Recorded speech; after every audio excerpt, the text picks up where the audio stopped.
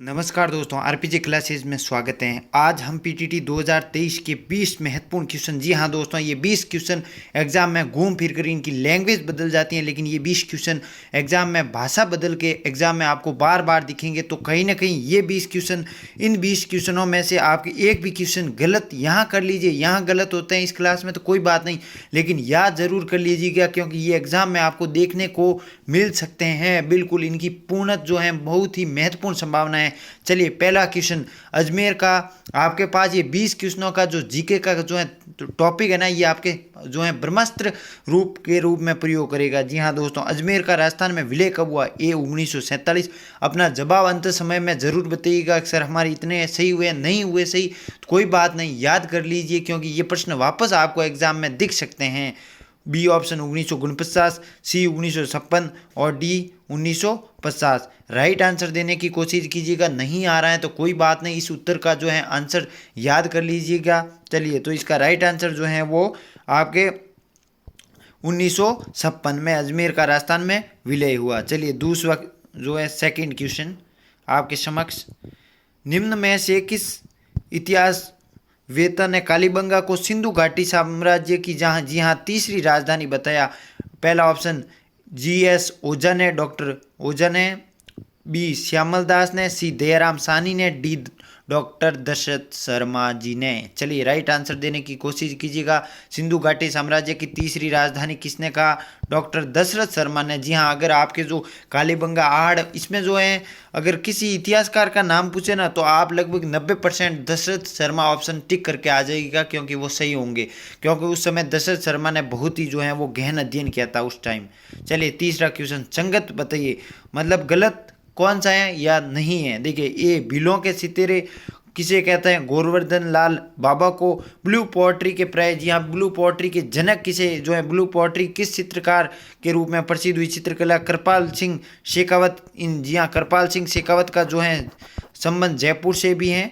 चलिए तीसरा जो है आपके क्वेश्चन, भैंसों के सितारे परमानंद सोयल और डी ऑप्शन सभी हैं वो ऑप्शन राइट हैं, ये सत्य हैं। चलिए राइट आंसर देने की कोशिश कीजिएगा। तो इसका राइट आंसर है डी, सभी संगत हैं। तो यहाँ से एक मैं एक्स्ट्रा आपको फैक्ट बता देता हूँ कि ब्लू पोएट्री का संबंध किस जिले से पूछ ले तो जयपुर आएगा उत्तर। जी हाँ दोस्तों, इन कृपाल सिंह शेखावत का संबंध जयपुर से है। चलिए चौथा क्वेश्चन आपके समक्ष आ रहा है, राइट आंसर देने की कोशिश कीजिएगा क्योंकि ये प्रश्न महत्वपूर्ण ही नहीं, एग्जाम की दृष्टि से अति महत्वपूर्ण है। चलिए, किस लोक देवता को धौलिया वीर कहा जाता है? ए हड़बू जी, बी वीर तेजा जी, सी कल्ला जी, डी रामदेव जी। जी हाँ दोस्तों, राइट आंसर देने की कोशिश कीजिएगा, प्रयत्न कीजिएगा, चेष्टा कीजिएगा। चलिए, तो इसका राइट आंसर जो है वो वीर तेजा जी।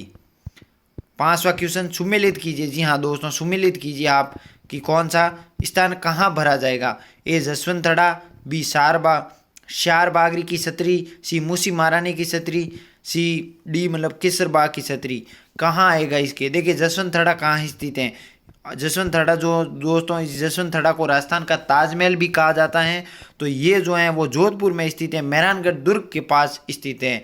दूसरा, जी हाँ, मूसी महारानी की छतरी, जी हाँ दोस्तों, अलवर में स्थित है मूसी महारानी की छतरी। और जो सारबाग की छतरी हैं वो कोटा में स्थित हैं और केसरबाग की छतरी बूंदी में स्थित है। जी हाँ दोस्तों। चलिए छठा क्वेश्चन आपके समक्ष, छठा क्वेश्चन, दिल्ली के सुल्तान का पद संभालने से पहले बलबन, जी हाँ दोस्तों, गुलाम वंश का संस्थापक बलबन किस सुल्तान का प्रधानमंत्री था? जी हाँ दोस्तों, बलबन किस जो है सुल्तान का प्रधानमंत्री था? ए नासिरुद्दीन, बी कुतुबुद्दीन ऐबक, सी बैराम शाह और डी आरास शाह। जी हाँ, राइट आंसर देने की जो है प्रयत्न कीजिए। इसका राइट आंसर जो है वो नासिरुद्दीन। कहते हैं कि नासिरुद्दीन ने अंत समय में अपना राज्यपाल जो है राज्य उसको जो है छोड़ दिया था और इसका कार्यभार है वो बलबन को सौंप दिया था कि आप संभालो, मैं अभी जो है वो अपनी जो है आराम की ज़िंदगी जीऊँगा, इस प्रकार से। चलिए सातवां क्वेश्चन, मुगल वंश दिल्ली सल्तनत से प्रश्न आ रहे हैं। जी हाँ, रजिया सुल्तान किसकी बेटी थी? रजिया सुल्तान जो है वो एक महिला, पहली एकमात्र महिला जो सुल्तान बनी थी। ए अलमज या इल्तुतमिश की, बी कुतुबुद्दीन ऐबक की, सी नासिरुद्दीन की और डी बलबन की।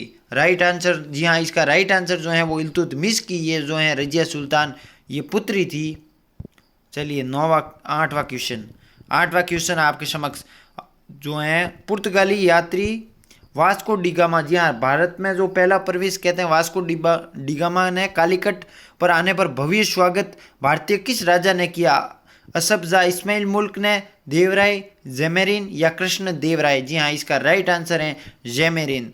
9वां क्वेश्चन, अकाल तख्त का निर्माण किसने करवाया था? जी हाँ दोस्तों, अकाल तख्त का निर्माण गुरु रामदास ने, बी गुरु तेग बहादुर ने, सी गुरु हरगोविंद ने और डी गुरु नानक ने। तो इसका राइट आंसर है वो गुरु हरगोविंद हो जाएगा। चलिए 10वां क्वेश्चन, नादिर शाह, जी हाँ, नादिर शाह का भारत में आक्रमण देखिए 1739 में हुआ था।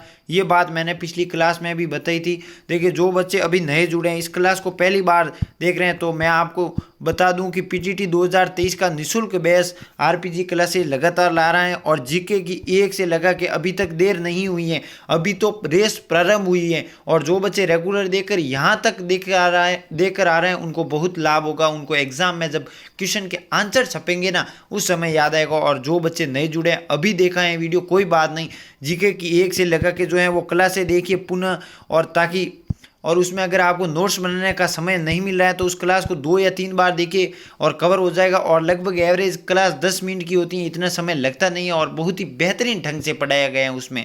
और हिंदी की भी क्लासें लग रही हैं, शिक्षण अभिरुचि की क्लासें लग रही हैं, तो इसका लाभ उठाइए, ये ना कि पीछे हटिए और अपने सिलेक्शन से हाथ ना धो बैठे। चलिए 10वां क्वेश्चन, नादिर शाह के समय दिल्ली का शासक कौन था? ए महमूद शाह, बी जो है बहादुर शाह, डी शाह आलम द्वितीय और सी है आलमगीर द्वितीय। जी हाँ दोस्तों, आलमगीर प्रथम है वो औरंगजेब को कहा जाता है। तो इसका राइट आंसर जो है वो मोहम्मद शाह रंगीला था। इसके सर पर जो है एक तख्ते ताउस था, वो तख्ते ताउस भी जो है नादिर शाह, कहते हैं कि नादिर शाह को पता चला कि मोहम्मद शाह रंगीला के पास एक अमूल्य हीरा है, तख्ते ताउस अमूल्य हीरा। इसके मोहम्मद शाह रंगीला जब नादिर शाह ने दिल्ली में जो है आक्रमण किया था, इतना भयानक आक्रमण किया था कि कहते हैं कि दिल्ली के गलियों गलियों में खून की नदियां निकलनी शुरू हो गई थी।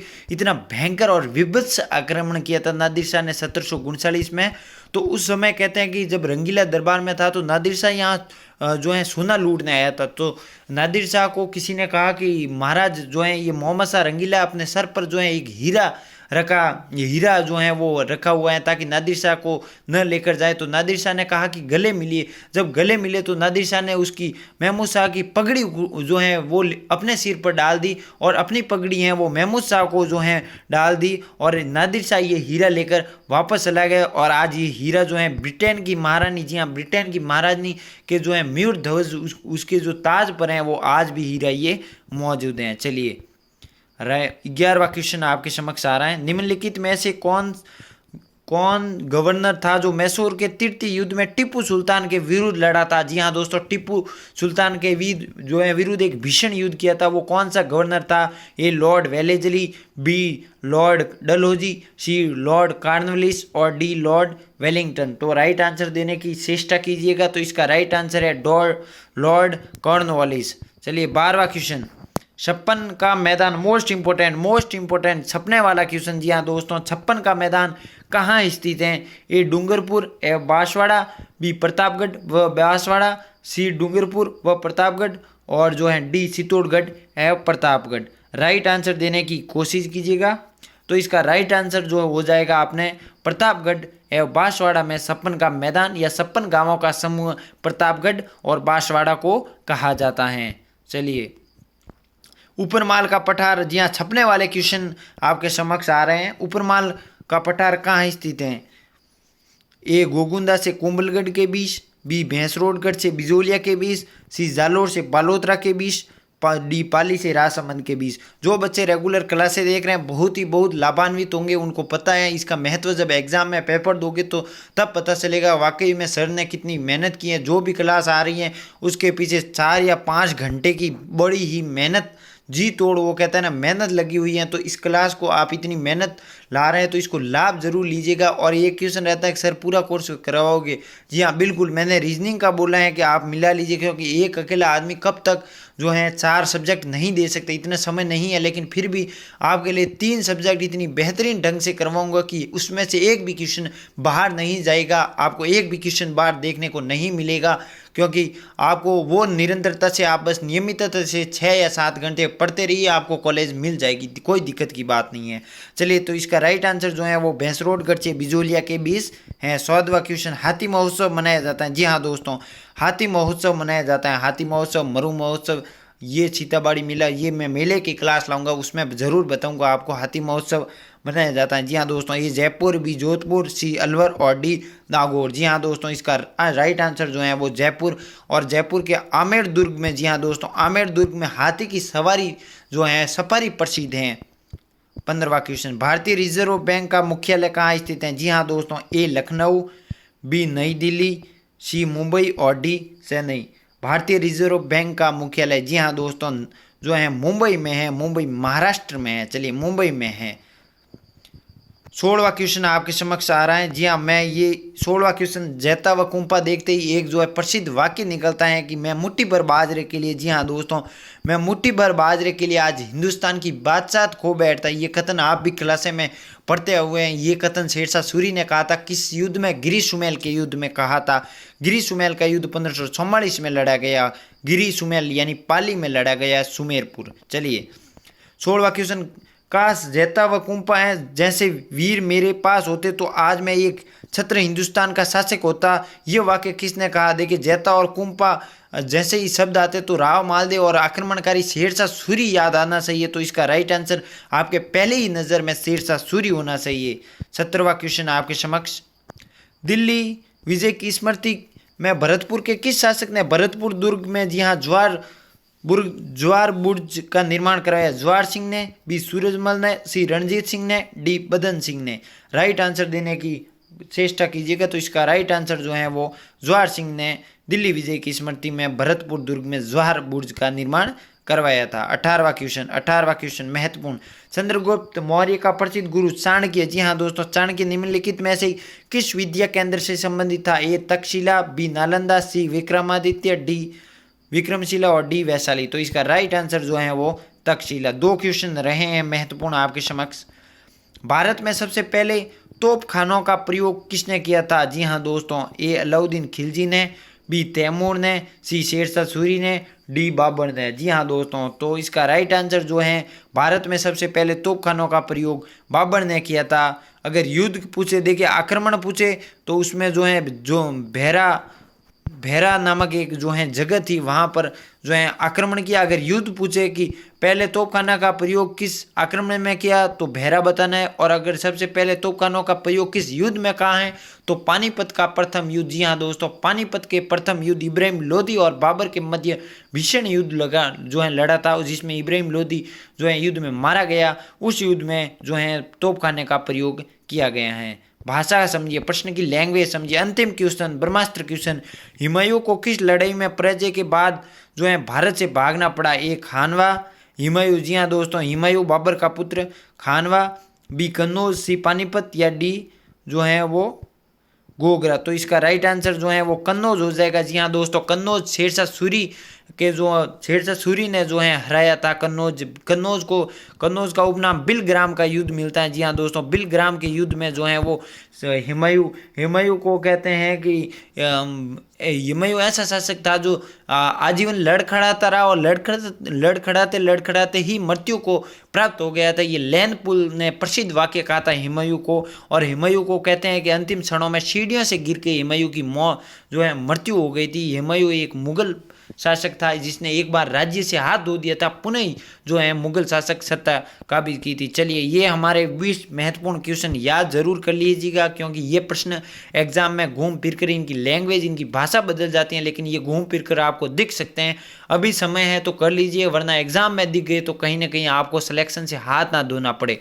चलिए, इसी के साथ अपनी वाणी को देता हूँ विराम। जो बच्चे रेगुलर देख रहे हैं उनको बहुत ही लाभ होगा। आप सर की मेहनत, सर खुद पर विश्वास और मेहनत, अपनी मेहनत को जो है काबिज कीजिए। साथ में रीजनिंग के जो है क्वेश्चन मिलाते रहिए। रीजनिंग में देखिए कोडिंग डिकोडिंग में इस बार सबसे ज़्यादा क्वेश्चन आएंगे, आपको मैं पहले ही बता देता हूँ, वो करते रहिए। रीजनिंग आप साथ में मिलाते रहिए। और 3 सब्जेक्ट शिक्षण, अभिरुचि, हिंदी और जीके मेरे ऊपर छोड़ दीजिए और क्लास से लगातार देखते रहिए। ऐसा नहीं है कि 4 क्लासें मैं एक दिन में देख दूँ, रोजाना देखते रहिए, नियमित देखते रहिए। आपका सिलेक्शन आपकी सीट में दावे के साथ कह सकता हूँ कोई नहीं रोक सकता, आप रैंक के साथ पीटीटी क्रैक करेंगे। इसी के साथ, इसी उम्मीद के साथ, इसी सकारात्मक जो है ऊर्जा के साथ अपनी वाणी को देता हूँ विराम। तब तक के लिए मिलते हैं अगली क्लास में। जय हिंद, जय भारत दोस्तों।